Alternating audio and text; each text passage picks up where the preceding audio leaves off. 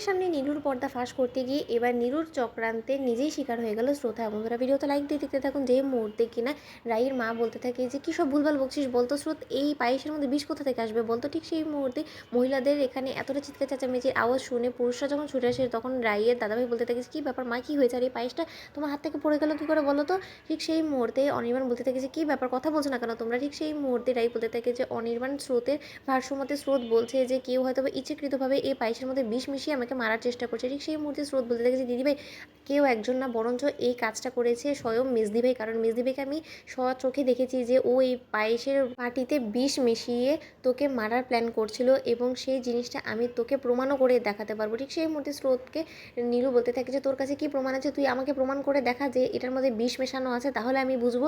তোর হাতের কাছে কোনো রকম কোনো প্রমাণ নেই, তার সত্ত্বেও তুই মিথ্যা অপবাদে আমাকে জর্জরিত করে তুই আমাকে এখান থেকে তাড়ানোর চেষ্টা যদি করে থাকিস, তাহলে আমি বলে দিচ্ছি তুই কিন্তু কোনো মতে এটা ভালো করছিস না, কারণ তুই কোনো মতে আমার উপরে মিথ্যা অপবাদ চাপিয়ে তুই বেঁচে যেতে পারবি না। তাই আমি তোকে বলে দিচ্ছি যে তুই এখনও পর্যন্ত তোর ভাষা সংযত কর। ঠিক সেই মুহূর্তে স্রোত বলতে থাকে যে করবো না, তুই কী করে নিবি বলতো, আর আমি কিন্তু এক্ষুনি সকলের সামনে প্রমাণ করে দিতে পারবো যে তুই এই পায়েসে বিষ মিশিয়েছিস। ঠিক সেই মুহূর্তে রাই বলতে থাকে যে দেখ স্রোত, তোর হয়তো মনের ভুলও হতে পারে, তুই কী থেকে কী দেখেছিস সেটাকে হয়তো ভুলভাবে তুই নিয়ে ফেলেছিস, কেন মিছিমিছি নীলু এসব কাজ করতে যাবে বলতো। ও তো যথেষ্ট পরিমাণে নিজের নোংরা কাজগুলোকে শুধরানোর চেষ্টা করছে, পাপের প্রায়শ্চিত্ত করার চেষ্টা করছে। ঠিক সেই মুহূর্তেই স্রোত বলতে থাকে যে দিদি ভাই শোন, আমি তোকে একটা কথা বলে দিচ্ছি, কুকুরের লেজ কখনো সোজা হয়, তাহলে ওর লেজও কখনো সোজা হবে না, তুই এই আশা বরঞ্চ ছেড়েই দে, আর তোকে আমি প্রমাণ করে দেবো আজকে যে ও যে তোকে মারার জন্য এই পরিকল্পনা করেছে আর আমি কোনো কিছু ভুল দেখিনি। ঠিক সেই মুহূর্তে স্রোত যখন সেই পায়েসের বাটিতে অবশিষ্ট থেকে যাওয়া সেই পায়েসটাকে খায়, ঠিক সেই মুহূর্তে সার্থক বলতে থাকে যে স্রোত খবরদার এই পায়েসটা তুমি মুখে দেওয়ার চেষ্টা করবে না, তুমি তো নিজেও খুব ভালো করে জানো যে পায়েসটার মধ্যে বিষ মেশানো আছে, তার সত্ত্বেও নিজের জীবনটাকে ঝুঁকির মুখে কেন ঠেলে দিচ্ছ বলো তো স্রোত, তুমি আমার কথা শোনো। ঠিক সেই মুহূর্তে স্রোত বলতে থাকে যে স্যার কিছু কিছু সময় কিছু মানুষের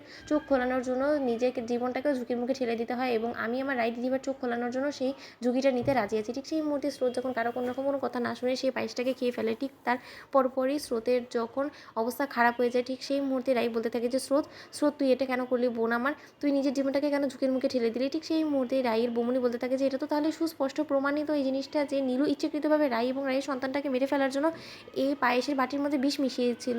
স্রোত তুমি সব কিছু জানা সত্ত্বেও তুমি এই জিনিসটা প্রমাণ করার জন্য নিজের জীবনের এত বড় একটা ঝুঁকি নিয়ে নিলে স্রোত, এখন তোমার কিছু হয়ে গেলে। ঠিক সেই মুহূর্তে সার্থক বলতে থাকে যে মেজদি ভাই তোমার কারণে যদি কোনো রকম কোনো স্রোতের কোনো কিছু হয় তাহলে আমি তোমাকে ছেড়ে কথা বলবো না, কথাটা তুমি মাথায় রেখো। অন্যদিকে যখন স্রোতকে সঙ্গে সঙ্গে হসপিটালে নিয়ে ছুটে সার্থক, ঠিক সেই মুহূর্তেই স্রোতকে সার্থক বলতে থাকে যে সারা স্রোত তোমার কিচ্ছু হবে না, আমি আছি তোমার পাশে, তুমি একদম ভেবো না। অন্যদিকে স্রোত বলতে থাকে যে স্যার আমার কিছু হবে না, আমি জানি যতক্ষণ পর্যন্ত আপনি আমার পাশে আছেন ততক্ষণ পর্যন্ত আমার কিছু হতে পারে না, আমি এত তাড়াতাড়ি আপনার পেছন ছাড়ছি না। এটা বলে যখন স্রোত অচেতন হয়ে পড়ে তখন সার্থক চিৎকার করে ওঠে। তোমাদের লাইক এবং শেয়ার করে সাবস্ক্রাইব করতে ভুলো না।